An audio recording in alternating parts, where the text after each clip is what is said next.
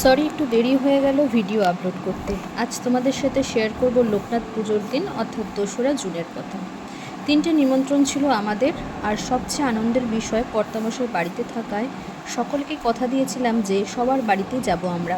দুপুরে রেডি হয়ে আমি, কর্তামশাই আর ছেলে বেরিয়ে পড়লাম। প্রথমে গেলাম স্যারের বাড়ি। খুব সুন্দর করে সাজানো হয়েছিল লোকনাথ বাবাকে, এবং সেখানে কোনো রকমে খাওয়া দাওয়া করেই বেরিয়ে পড়লাম তার পরের নিমন্ত্রণে। পরের নিমন্ত্রণ ছিল মাসি শাশুড়ির বাড়ি বাগুইহাটিতে। শাশুড়ি মা বারবার ফোন করছিলেন। বেশ অনেকটা পথ তিনজনে গল্প করতে করতে পৌঁছালাম মাসির ফ্ল্যাটে। তারপর সেখানেও গল্প খাওয়া দাওয়া করে কাটাচ্ছিলাম। এরই মধ্যে হঠাৎ ফোন আসে, মেজো জামাইবাবুর শরীরটা ভালো না। শুনতে পেয়ে 1 মিনিটও লেট না করে চলে আসি মেসির বাড়ি। কিন্তু সন্ধ্যায় এক দিদির বাড়ি নিমন্ত্রণ ছিল, সেখানে আর যাওয়া হলো না, কারণ রাত পর্যন্ত মেসির বাড়িতেই কাটাই।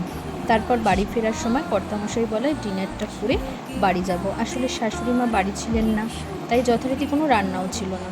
তাই আর কি, আমি তো বেশ আনন্দতেই ছিলাম। মধ্যমগ্রাম হাঁটাহাঁটিতে গিয়ে ডিনারটা সারলাম। ছেলে তো পছন্দের খাবার পেয়ে ওরা মুখের আকার ভঙ্গি করছিল, আর আমিও সেটা ভিডিও করে রেখে দিলাম।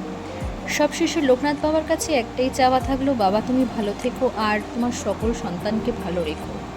চলো আজ এখানেই শেষ করলাম আমাদের গল্প। দেখা হবে পরের ভিডিওতে। Tata, by.